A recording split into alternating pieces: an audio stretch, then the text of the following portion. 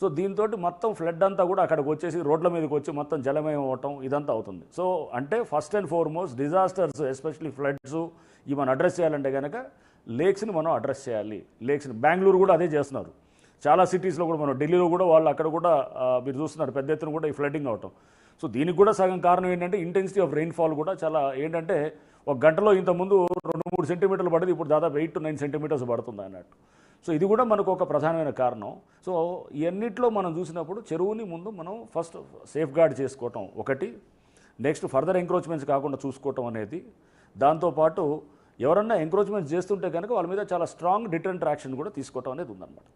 మనం జనరల్గా ఇంతకుముందు చేసేది ఏది మనకు నోటీసులు ఇచ్చారు లేకపోతే వాళ్ళు దీంట్లో ఏమిటంటే చాలా సిస్టమ్స్. ఇంకోటి ఏంటంటే చెరువులు ఈ బిల్డింగ్స్లో వచ్చేటప్పుడు అంటే మనకి ల్యాండ్ రిలేటెడ్ ఇష్యూస్లో 4-5 డిపార్ట్మెంట్లు పనిచేస్తుంటాయి. లైక్ ఏంటంటే మనకి ఇప్పుడు రెవెన్యూ డిపార్ట్మెంట్ ఉంటుంది, మున్సిపాలిటీ ఉంటుంది, టౌన్ ప్లానింగ్ ఉంటుంది, సర్వే డిపార్ట్మెంట్ ఉంటుంది. ఇట్లా అంటే మీరు చూస్తే 4-5 డిపార్ట్మెంట్, ఇరిగేషన్ వాళ్ళు ఉంటారు, చెరువు అయితే కనుక వాళ్ళు ఉంటారు.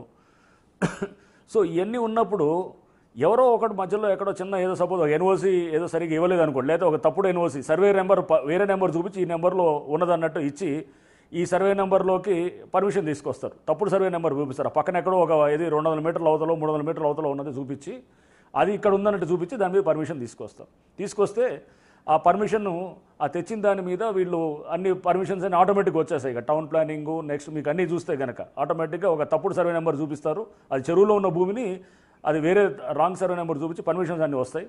ఆటోమేటిక్గా వీళ్ళన్నీ తెచ్చుకున్న తర్వాత బిల్డింగ్ లెగిస్తుంది అనమాట. బిల్డింగ్ లెగుస్తుంది. బిల్డింగ్ అక్కడ మంచిగా ఏది ఒక చెరువులో ఈ బిల్డింగ్ రావటం, వేరే వాళ్ళకి అమ్మేయటాలు ఇవన్నీ కూడా జరిగిన తర్వాత అప్పుడు ఏమైంది ఇంకా నెక్స్ట్ ఇట్లా అంటే ఒకటి చూసి ఒకటి ఇట్లా తయారవుతూ మొత్తం పెద్ద ఎత్తున కూడా బిల్డింగ్స్ రావటం, ఈ రియల్ ఎస్టేట్ యాక్టివిటీ చెరువుల్లో జరగటం, లేకపోతే ఎఫ్టీఎల్లో కానీ బఫర్ జోన్స్లో కానీ ఇవన్నీ కూడా జరుగుతూ మనం చూస్తున్నాం అనమాట.